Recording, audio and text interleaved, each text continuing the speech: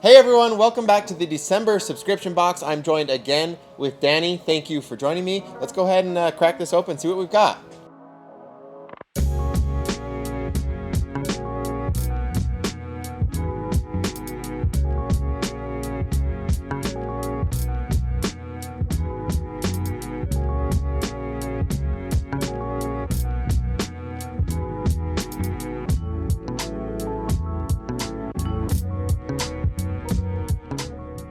So there's an overview of all the materials. Let's go ahead and get started with the first steps.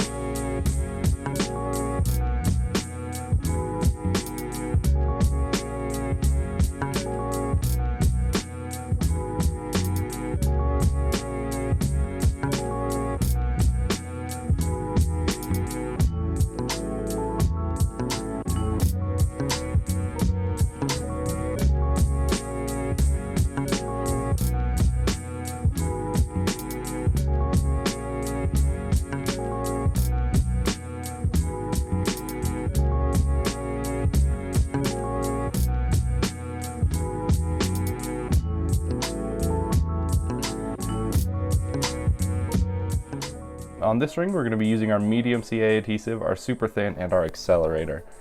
So our first step, we're going to be adding some medium CA adhesive, and we're going to add some onto the blank and let it kind of run thin. And then we're going to add some Opal on top of that. And then after we fill in each of these sections with our Opal Tanzanite mix, we're going to just put some of our color pigment on top. We're kind of going for like a glacial theme with this ring. So we were really hoping to have some interesting lines and ridges and depth to this ring.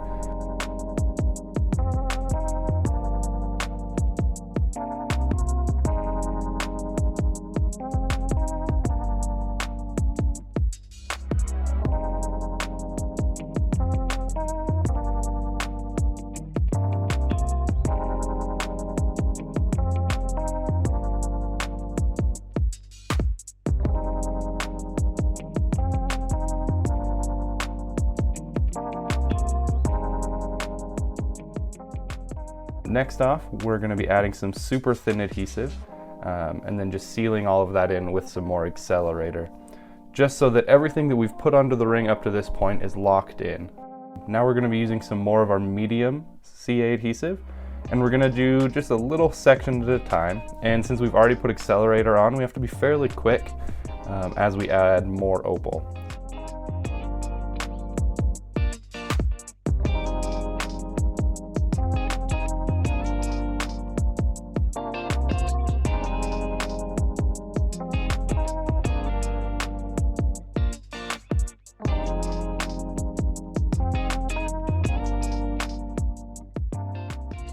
And as you can see, I'm being pretty careful not to just dump it out. Not necessarily because you have to be careful with it, but because I just wanted to make sure to preserve as much of the material as possible. We try to send you a lot of extra material, and you really don't need to use as much as we send you for each ring. With this, you have plenty of material for a couple rings.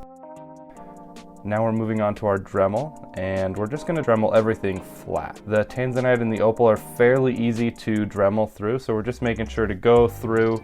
And as you can see, sometimes I'll run my hand over it just to see if there's any weird ridges, anything going on, to make sure I'm Dremeling it all the way flat.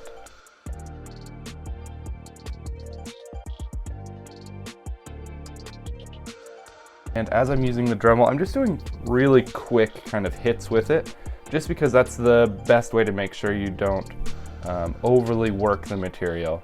You're not going to add any scratches to your blank, and you're going to be careful. And that's more important with softer blanks like our titanium or our cobalt chrome, but with these blanks it's fine.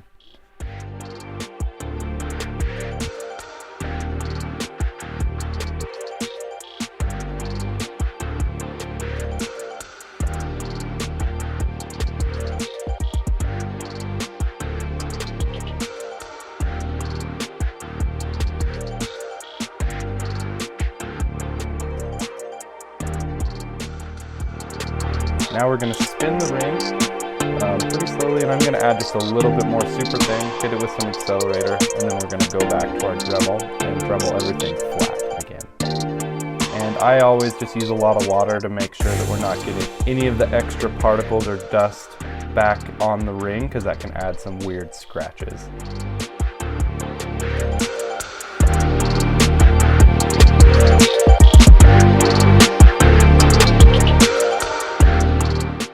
Now we're going to be moving on to our hand sand, and we always start off with a 220 and work our way up to about 1200 grit sandpaper. Yeah, so as you can see here, I'm still using a lot of water.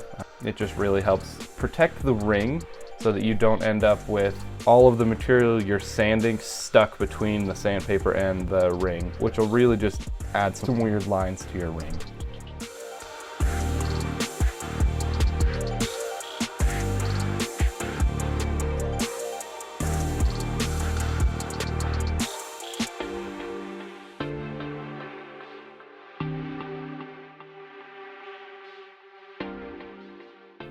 Alright, we're just going to be using our medium polish today. This just is a really easy, quick polish that you can do. It works really well on most of our glowstone rings. They don't really need that much more of a polish if you did a good sanding. Since we did all the way from 220 up to about 1200, we did a nice enough job sanding that just this step 2 polish will polish this ring up really nicely.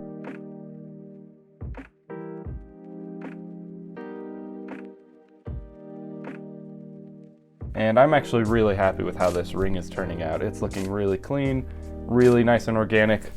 As winter is coming, we decided to go for more of a Arctic winter themed ring, and I think we succeeded. We called this ring the North Pole ring because this ring just really looks a lot like the glaciers and snow, and I'm really happy with how nice and organic it looks. There's a lot of depth to this ring. The Tanzanite and the Opal look really nice together as they're crushed really finely. A couple other things that you could do if you wanted a more uniform ring, we were thinking you could add a lot more of the Opal and then also use maybe some bigger pieces of the Tanzanite. One thing we noticed with the smaller pieces, sometimes they got a little bit lost, but it added some depth to the ring. If you added some bigger ones, you'd create a more uniform look. But I'm actually really happy with how this ring turned out. Thanks so much for watching. Remember to like and subscribe, and join our Facebook group for more information on ring making and different techniques that you can implement as you make your own. Thanks for watching. See you next month.